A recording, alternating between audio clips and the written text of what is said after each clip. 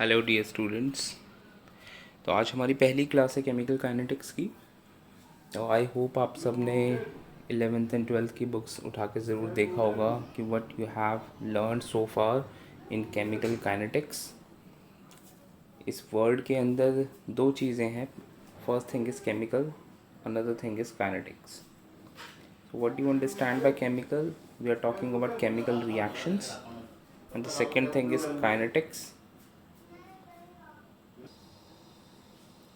And kinetics means how fast it can travel or how slow the reaction can be. That means हम बात कर रहे हैं, kinetic होता है कि हम कोई भी मूविंग चीज़ की बात कर रहे हैं, बट वो जो मूविंग है उसकी पेस स्लो भी हो सकती है और फास्ट भी हो सकती है.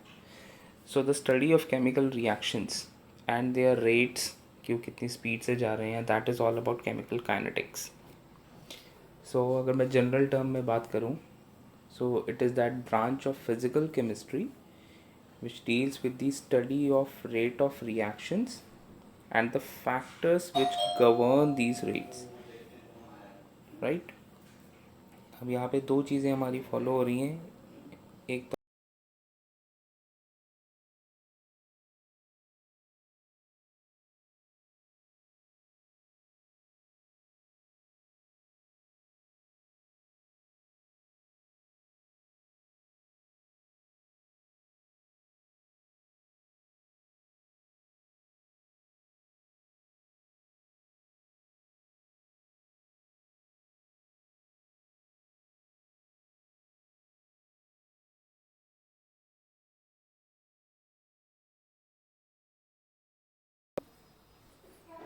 एक तो हम बात कर रहे हैं रेट ऑफ रिएक्शंस की और फैक्टर्स.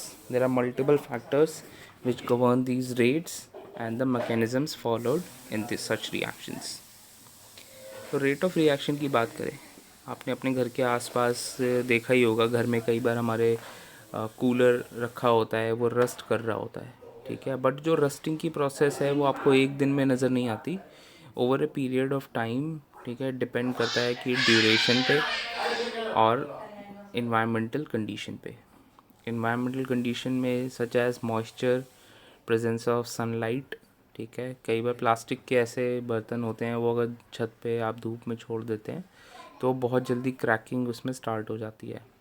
वहीं पे अगर आप उसको छाया में रखते हैं या सनलाइट की एब्सेंस में रखते हैं तो वो ज़्यादा ड्यूरेशन में चलते हैं. So that means sunlight is acting as a catalyst there. So they are certain reaction जो बहुत within a fraction of seconds complete हो रही हैं, such as neutralization of acid by a base, जो हमारी HCl और NaOH के बीच में रिएक्शंस हैं. So these completes with in a fraction of seconds, like -12 to 10⁻16 seconds. वहीं पे ऐसी भी रिएक्शंस हैं जो महीनों लग जाते हैं, जैसे हमने बात करी रस्टिंग ऑफ आयरन की. But in between them, between a faster reaction, very fast reaction, and between a very slow reaction, there are intermediate reactions जिनको हम स्टडी कर सकते हैं, रिसर्च में इन्वॉल्व कर सकते हैं, ये या फिर यूँ कहें कि हम अपनी लैब के अंदर उसको ऑब्जर्व कर सकते हैं, ठीक है. Such as hydrolysis of ester. So this happens within a measurable amount of time. Measurable amount that means going from 5 minutes to up to an hour. तो उस टाइम में आप हर 5 मिनट में या हर 10 मिनट में आप उस रिएक्शन को स्टडी कर सकते हैं कि उसमें कितनी concentration of your esters is remaining, ठीक है. So it here it can be defined as the change in concentration on any one of the reactants और द प्रोडक्ट पर यूनिट टाइम. जब हम रेट की यहाँ बात कर रहे हैं तो हम कंसनट्रेशन की चेंज की बात कर रहे हैं, जो कि या तो प्रोडक्ट साइड में हो सकता है या फिर आपके रिएक्टेंट साइड में हो सकता है. तो इस अगर मैं इसको यहाँ पे देखता हूँ, you see you have a reaction of nitrogen pentoxide which is disintegrating into nitrogen dioxide and oxygen. So here you have on the reactant side N2O5, you have on the product side the formation of NO2 and O2. तो अगर मैं यहाँ पे rate की बात करूँ, so rate of reaction can be set to be rate of formation of oxygen delta O2 divided by delta T with change in time. Similarly मैं यहाँ ये भी बात कर सकता हूँ rate of decomposition of N2O5, that is minus delta N2O5 divided by delta T.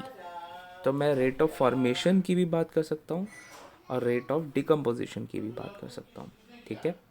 So rate of a reaction, it can be said to be decrease in concentration of reactant with time or increase in concentration of product with time.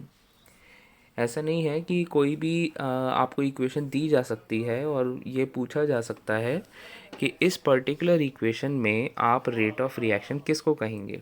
तो आपने सिर्फ वहाँ पे एक ही चीज़ नहीं बात करनी, that rate of decomposition of product, ठीक है, divided by change in time taken, ठीक है।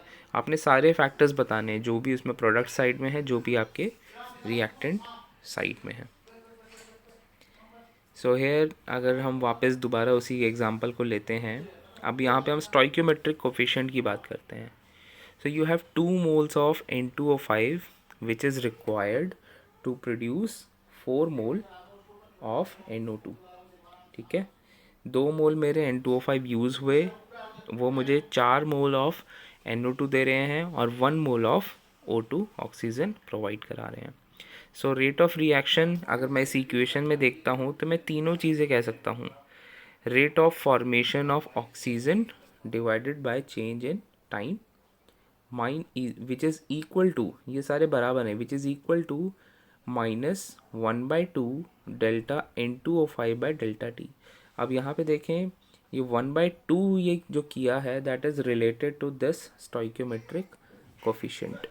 Similarly this will be equal to 1/4 delta NO2 by delta T. Here again this 1/4 is due to this stoichiometric coefficient. तो जहाँ मेरे 4 moles of NO2 form हो रहे हैं तो मुझे रेट के टर्म्स में उसको 1/4 करना है, ठीक है। And about this sign, sign होगा जहाँ पे डिकम्पोजिशन हो रही है वहाँ पे नेगेटिव साइन है, जहाँ फॉर्मेशन हो रही है वहाँ पे पॉजिटिव साइंस हैं, ठीक है। So there are different expression for the rate and it can be made equivalent by dividing the rate of expression by their corresponding stoichiometric coefficient. So this is the balanced equation. Balanced equation में हमने उनके stoichiometric coefficient को divide किया है in order to understand the rate of reaction.